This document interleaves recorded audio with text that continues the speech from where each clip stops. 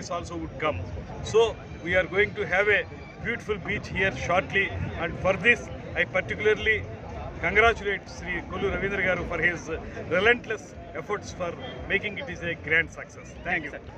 మంగనపూడి బీచ్లో మసులా ఫెస్ట్ 2025 అనేటువంటి అద్భుత కార్యక్రమాన్ని ప్రారంభించినందుకు చాలా ఆనందంగా ఉంది. సరైనటువంటి ఇప్పటి వరకు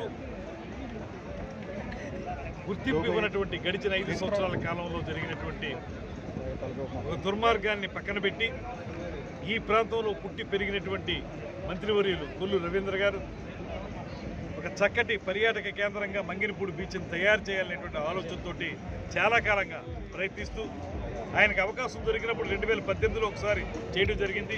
దాన్ని మించి ఇవాళ అన్ని రకాల పర్యాటక యాక్టివిటీస్ ఉండే విధంగా దీన్ని తయారు చేసి రేపొద్దున భవిష్యత్తులో దీన్ని అద్భుతమైనటువంటి పర్యాటక కేంద్రంగా తయారు చేయడానికి వారు చేసిన ప్రయత్నాన్ని ప్రత్యేకంగా అభినందిస్తూ ఈ సందర్భంగా పర్యాటక శాఖ మంత్రిగా ఒక మాట చెప్పదలుచుకున్నాను.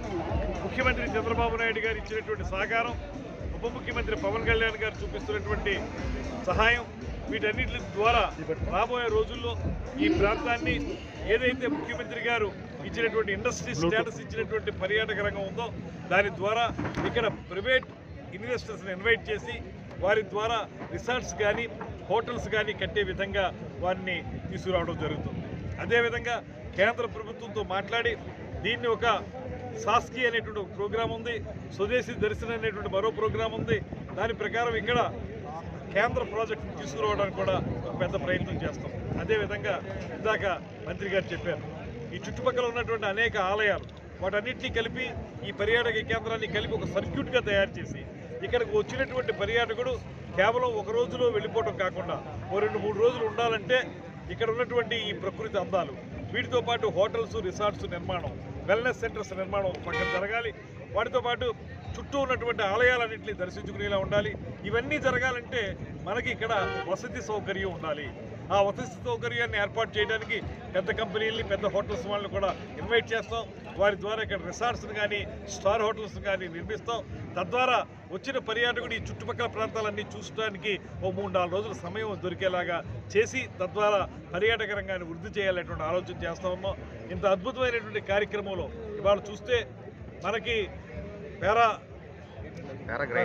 పారారైడింగ్ అది కానీ పారాగ్లైడింగ్ కానీ అదేవిధంగా హెలికాప్టర్ కూడా తీసుకొస్తున్నారు రేపు, అది కానీ అదేవిధంగా ఇక్కడ మనకి ఒక మాన్యుమెంట్గా తయారు చేసినటువంటి అద్భుతమైనటువంటి ఇవాళ అసెంబ్లీని ఏ రూపంలో తయారు చేయాలనుకుంటున్నామో అలాంటి నిర్మాణాన్ని ఇక్కడ చేశారు. అది పర్మనెంట్గా ఉంటుంది ఇక్కడ.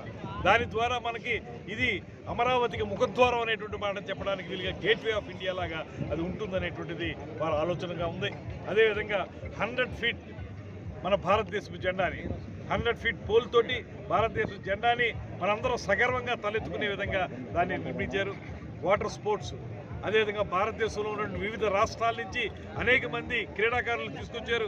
వారందరూ కూడా ఇక్కడ బీచ్ కబడ్డీ కానీ, బీచ్ వాలీబాల్ కానీ ఇలాంటివన్నీ కూడా ఆడి ఈ ప్రాంతాన్ని సుసంపన్నం చేయడానికి వారందరూ సిద్ధంగా ఉన్నారు. కనుక రాష్ట్ర ప్రభుత్వం తరఫున మేము కూడా పూర్తిగా వారు మంత్రి గారు చేస్తున్నటువంటి కార్యక్రమానికి సహకారం అందించే విధంగా ఇక్కడ ఒక శాశ్వత ప్రాతిపదిక మీద ఇది ఒక టూరిజం కేంద్రంగా తయారు చేయడానికి కృషి చేస్తాం అనేటువంటి మాటని తెలియజేస్తాం.